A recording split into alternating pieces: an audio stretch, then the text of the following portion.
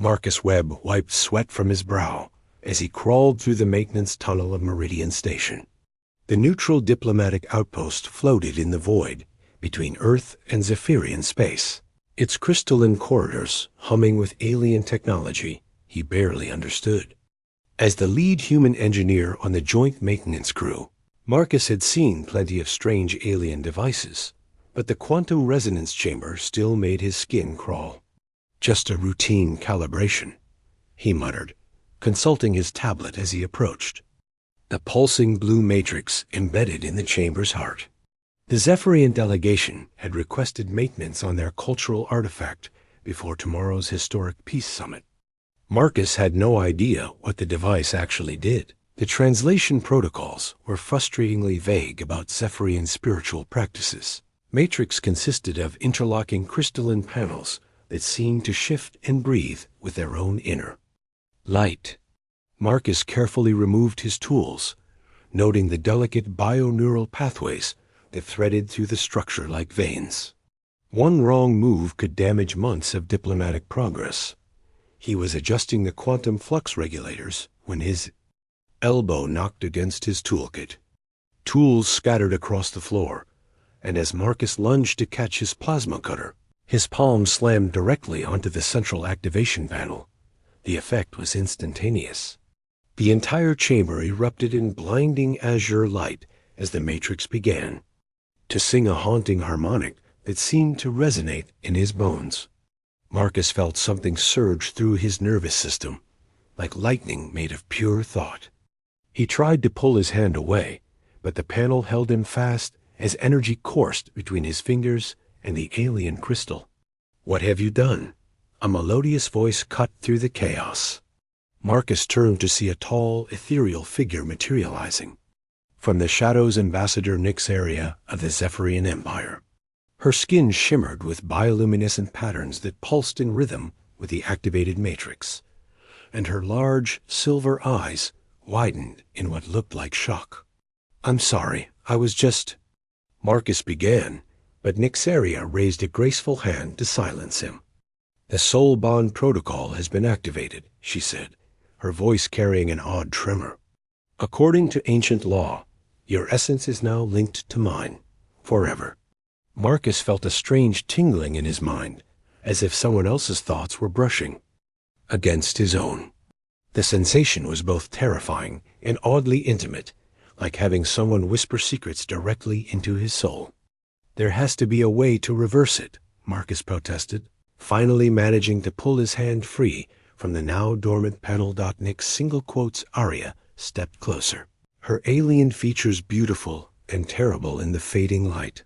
"There is no reversal, human. What has been bound by the quantum heart cannot be undone." As she spoke, Marcus felt her emotions bleeding into his consciousness: confusion, fear, and something else he couldn't identify. The diplomatic summit was about to begin, and he had just accidentally married an alien ambassador. The emergency session convened within hours of the incident. Marcus sat uncomfortably in the sterile conference room, acutely aware of Nyxeria's presence across the table. Every emotion she felt seemed to echo in his mind her carefully controlled anxiety, her embarrassment at the situation, and underneath it all, a curious warmth whenever she looked at him. "This is unacceptable," declared General Harrison, Earth's chief military representative. "We cannot allow a maintenance accident to derail decades of diplomatic progress." His weathered face was flushed with anger as he gestured dismissively at Marcus. "Surely there's some way to nullify this." Bond, Elder Zixtara, the ancient Zephyrian spiritual leader, shook her head slowly. Her bioluminescent markings pulsed, with deep purple light a sign of profound seriousness. "The quantum heart protocol is sacred to our people. When two souls touch the matrix simultaneously, they become quantum entangled at the most fundamental level. To break such a bond would be to commit spiritual murder." Marcus felt Nyxeria flinch at those words, her distress bleeding into his consciousness. He had the strange urge to comfort her, despite barely knowing her. "Perhaps we can find a compromise." suggested cultural advisor Elena Vasquez, a sharp-eyed woman who had spent years studying Zephyrian customs. The bond may be permanent, but surely it doesn't have to affect the diplomatic process. Doesn't it? Elder Zixtara's silver eyes fixed on Marcus. The human can feel my ambassador's emotions, her thoughts. In Zephyrian culture, such intimacy creates obligations, responsibilities. Marcus shifted uncomfortably as all eyes turned. To him, "I didn't ask for this," he said quietly. "I was just doing my job." "Intent matters little," the elder replied. "The matrix responds to the soul's true nature, not conscious desire. It chose you both for a reason." Nyxaria spoke for the first time since the session began. "With respect, Elder, I must focus on the peace negotiations. My people's future depends on these talks succeeding." Her voice was steady, but Marcus could feel her inner turmoil duty warring with something deeper. "The bond will not simply disappear because we ignore it," Elder Zixtara warned. "Already, I can see the changes beginning. The human's emotional resonance is affecting the ambassador's neural patterns." As if to prove her point, Marcus suddenly felt a wave of longing wash over him, not his own emotion, but Nyxaria's. He looked up to find her staring at him with an expression he couldn't quite read. General Harrison slammed his hand on the table. "We need solutions, not mystical speculation. Can this bond be contained somehow?" Elena Vasquez leaned forward. "There might be a way. In my research, I found references to isolation chambers that can dampen psychic connections. If we could keep Marcus and Ambassador Nyxaria separated during the negotiations—" "Unacceptable," Elder Zixtara interrupted. "To artificially suppress a soul bond is torture. The quantum entanglement will only grow stronger when denied." Marcus felt his heart rate spike as panic crept into his thoughts, but he realized the fear wasn't entirely his own. Nyxaria was struggling to maintain her composure, her alien features betraying nothing, while her emotions crashed against his consciousness like waves. "We'll find another way," he said suddenly, surprising himself. "But we won't hurt her." 3 days passed in a blur of diplomatic meetings and awkward arrangements. Marcus had been assigned quarters adjacent to Nyxaria's suite, ostensibly for practical purposes. But he suspected the real reason was that their separation caused both of them physical discomfort. The quantum bond seemed to have a range limit. Too much distance brought headaches and a strange hollowness in his chest. Now, as he sat in the observation deck watching the stars, Marcus tried to process what was happening to him. The bond had grown stronger each day, allowing him to sense not just Nyxaria's emotions, but glimpses of her memories. He had seen fragments of her homeworld, vast crystal cities that sang with harmonic frequencies, bioluminescent forests where her people communed with nature through thought alone.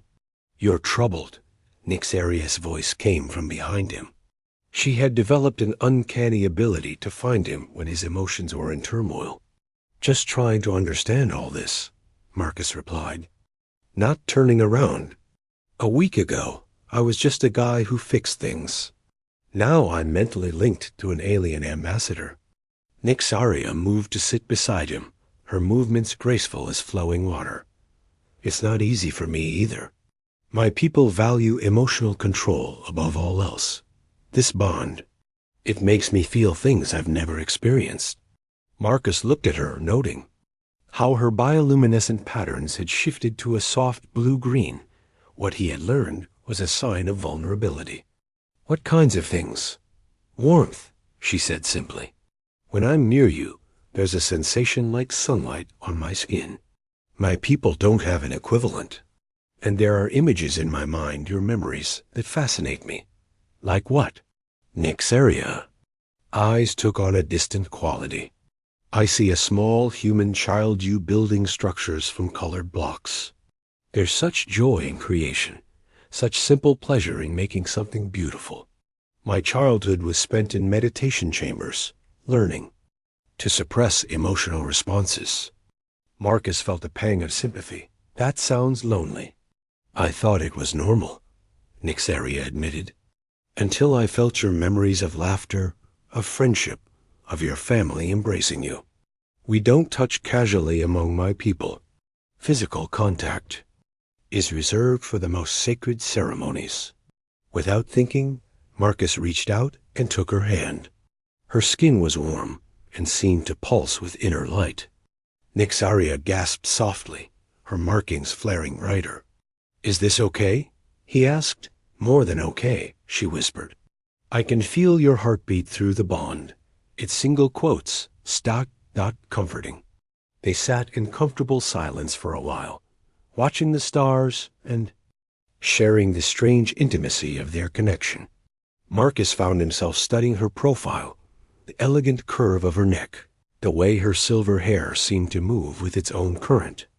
Marcus, Nyxaria said softly, I need to tell you something. The peace negotiations are not going well. There are factions among my people who see our bond as either a weakness or a political tool. What do you mean? Commandant Vexther leads the war faction. He believes humans are too primitive for true partnership. Our bond gives him ammunition. He claims I've been compromised by human emotions. Marcus felt a surge of anger that made Nyxaria's markings flash red. Sorry, he muttered. This is all my fault. No, Nyxaria said firmly. Elder Zixtara was right. The Matrix doesn't make mistakes. Perhaps we were meant to find each other. She turned to face him fully, and Marcus was struck by how beautiful she looked in the starlight. I've been thinking about what you showed me, your concept of love. It's not logical, but it's powerful. It makes people do extraordinary things. Are you saying you love me? Marcus asked, his heart racing. I'm saying I'm beginning to understand what love means, Nyxaria replied. And it terrifies me. The attack came without warning. Marcus was in his quarters, reviewing diplomatic briefings, when emergency alarms began shrieking throughout the station. Through the bond, he felt Nyxaria's sudden spike of fear and confusion. Nyxaria, he called out, rushing into the corridor. Security Chief Torres appeared, his face grim. The ambassador's in danger, Torres said. There's been a breach in the Zephyrian quarters. We need to— The security chief's words were cut off as energy blasts scorched the air around him. Masked figures in black tactical gear emerged from the shadows, their weapons trained on Marcus. This is for the glory of the Empire, one of them hissed in accented English. The human contamination ends now. Marcus dove for cover as Torres returned fire, but he could feel Nyxaria's terror through their bond. She was trapped somewhere in the station, and her fear was becoming his own. The observation deck, Torres shouted over the weapon's fire. They're holding her in the observation deck. Marcus didn't think he ran, following the psychic pull of the bond through twisting corridors. Emergency lighting cast everything in hellish red, and he could hear the sounds of battle echoing from multiple directions. The station's security forces were fighting desperately against what seemed to be a coordinated assault. He burst through. The doors of the observation deck defined Nyxaria, surrounded by armed Zephyrians. Their leader, a tall figure with scarred bioluminescent patterns, turned as Marcus entered. Commandant Vexther, Nyxaria said, her voice steady despite the fear Marcus could feel radiating from her. I should have known. The human comes running to save his bonded mate, Vexther sneered. How perfectly predictable. Your contamination has made you weak, Ambassador. Let her go, Marcus demanded, stepping forward despite the weapons pointed at him. Your fight is with me. Vexther laughed, a sound like breaking glass. Fight? There is no fight. This was orchestrated from the beginning. Did you truly believe a simple maintenance worker would accidentally trigger the sacred metrics? The words hit Marcus like a physical blow. What are you talking about? The device was modified, Baxter revealed, his scarred face twisted with satisfaction.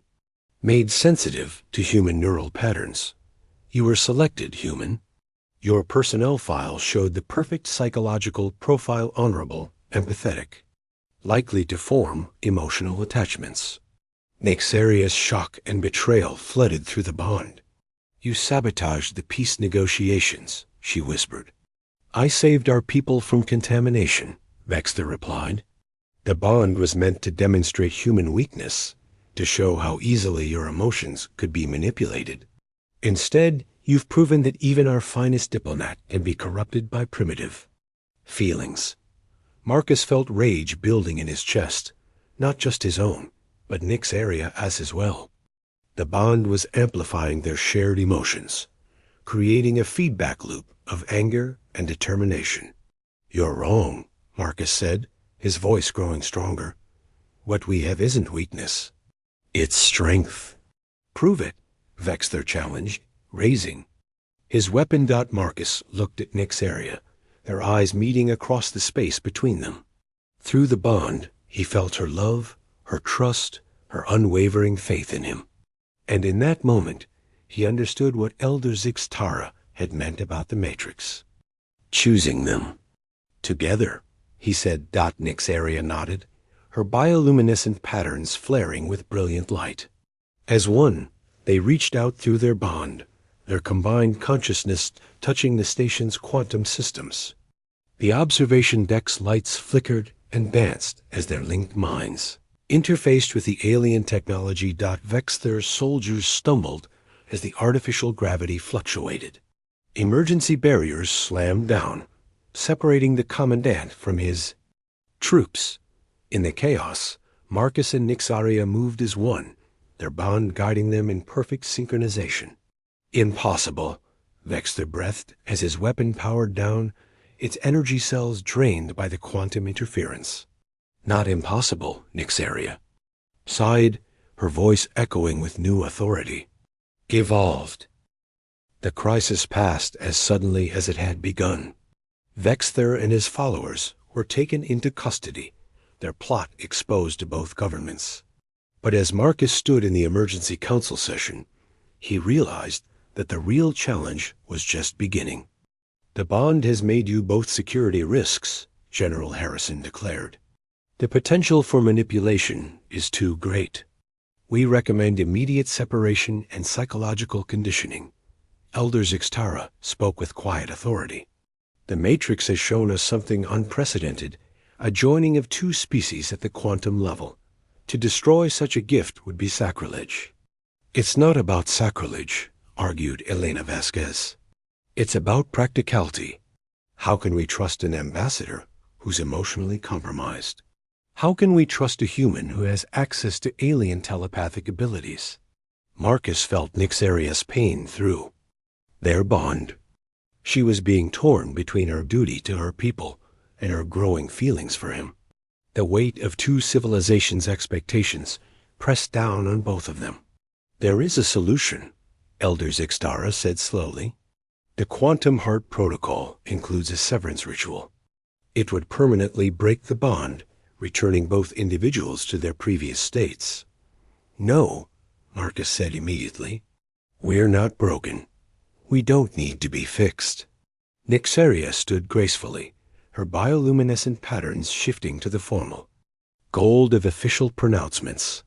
I have served my people faithfully for 30 years. I have sacrificed personal desires for the greater good. But this bond, it has shown me possibilities I never dreamed of. Ambassador, Elder Zixtara warned, choose your words carefully. I choose love, Nixaria said simply. I choose to trust in what the Matrix has given us. Marcus and I, together, represent a new path forward, not human or Zephyrian, but something greater. Marcus stepped forward, taking her hand. Through their bond, he felt her courage, her determination, her absolute faith in their connection. The peace negotiations don't have to fail, he said. They can evolve. We can show both our peoples what cooperation really means. And if your bond is exploited, General Harrison demanded. If enemies use it against us, then we'll face that together, Nyxaria replied. The quantum heart doesn't create weakness, it creates understanding. Through Marcus, I've learned what human love truly means. Through me, he's experienced the depth of Zephyrian spiritual connection. We are proof that our species can unite. Elena Vasquez leaned forward. You're proposing to remain bonded? Permanently? We're proposing to build a future where such bonds are possible, Marcus said. Where love isn't seen as contamination, but as evolution. Elder Zixtara's ancient eyes seemed to sparkle with something like approval. The Matrix chose wisely. You have both grown beyond what either species thought possible. This is madness, General Harrison protested. We can't base interstellar policy on an emotional attachment. Not an attachment, Nyxaria corrected. A bridge. Marcus and I will establish the first human Zephyrian cultural exchange program. We'll show our peoples that cooperation isn't about maintaining separation. It's about embracing unity. Marcus felt her certainty through their bond, and his own resolve strengthened. We're not asking for permission, he said. We're offering a partnership. 3 months later, Marcus stood in the crystal gardens of Nyxaria's homeworld, watching the bioluminescent trees pulse with the rhythm of their shared heartbeat. The cultural exchange program had exceeded all expectations, with volunteers from both species learning to build the kind of trust that Marcus and Nyxaria had discovered through their bond. No regrets? Nyxaria asked, joining him beneath the singing trees. Marcus pulled her close, marveling at how natural it felt to share his thoughts and emotions with her. Only that we didn't find each other sooner. The Matrix knew, Nyxaria said, her patterns glowing with contentment. It waited for the right moment, the right people. Sometimes destiny needs a little help from a clumsy engineer. They laughed together, their joined consciousness rippling with shared joy. In the distance, human and Zephyrian researchers worked, side by side, building a future that neither species could have imagined alone. Love, it turned out, was the most powerful force in the universe. And sometimes, all it took was touching the wrong panel to discover that truth.